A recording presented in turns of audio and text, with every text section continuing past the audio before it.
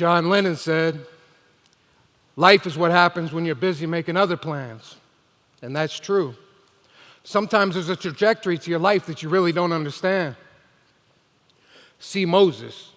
God walked him for 40 years through the sand, and in the end, he didn't deliver him. He only showed him the promised land.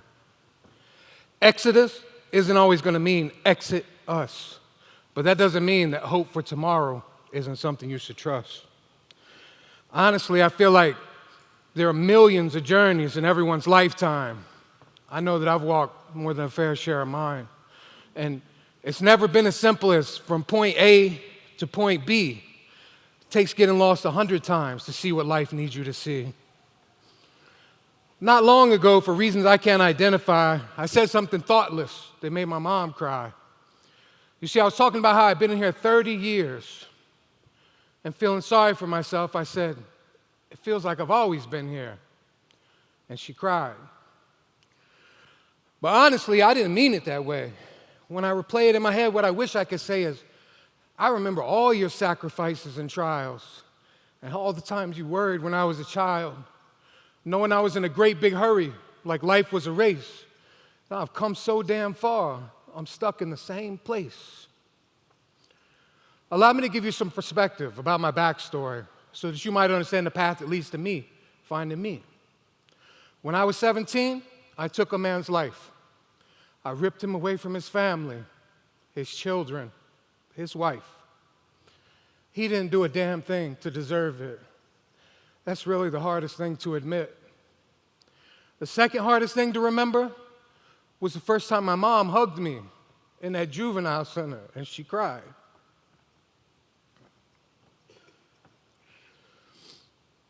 The wreckage of two families, the victims and my own.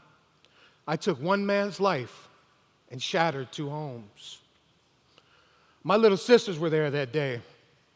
It made them victims as well, not just because they saw it, though that's enough in itself.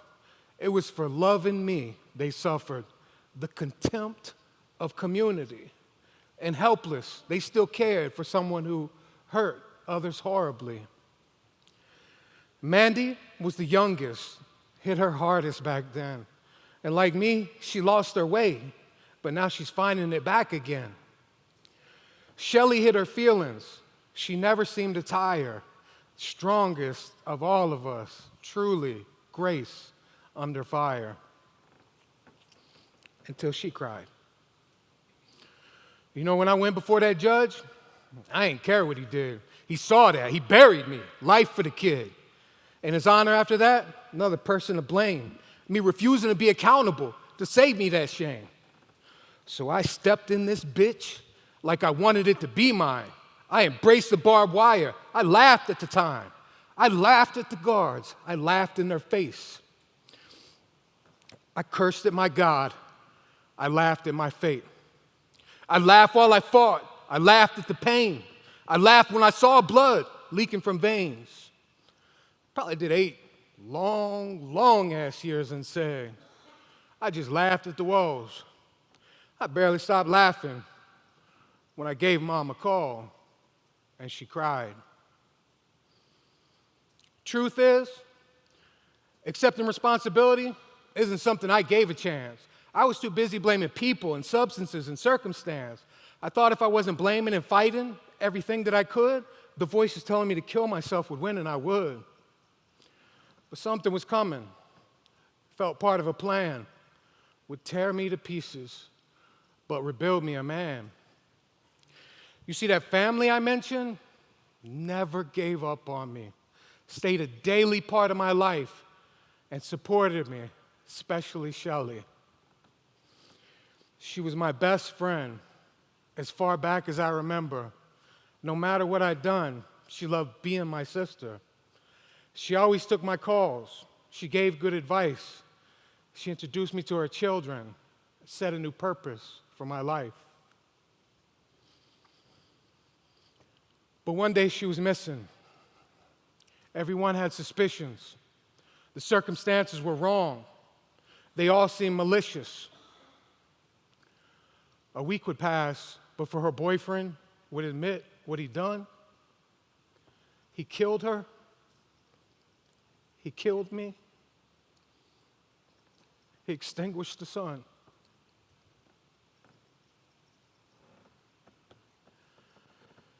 When they reported that on TV, I didn't know what to do. I called my mom to let her know that I knew, and we cried.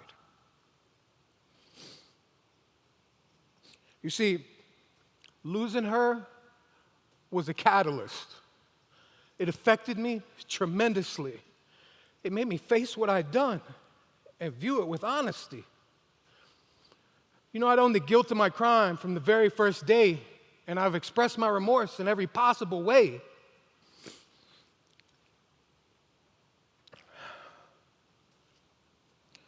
The pain that I felt completely filled me with shame because I fully realized the extent of that pain. Heartbreak I felt, I had caused someone else. I began to struggle with addiction. I was living in hell. Every day I looked in the mirror and I hated what I saw. And the me that I saw there wasn't me after all. But then not long ago, I heard a voice in my head. I could feel her like right there, telling me not to give up and how much she cared. I knew what I needed to set myself free.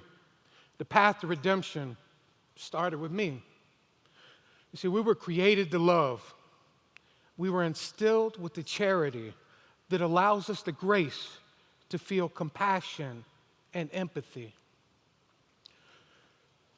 Shelly, she came here to earth, and her soul served its purpose. It learned what it needed, shared what it could, and then she left us. I felt her leaving. It's like she passed with a whisper. And I opened my heart in that moment, and I forgave him for taking her. Now I walk a new walk, and I wait for that date when I can hug my mom outside of those gates, and we'll cry.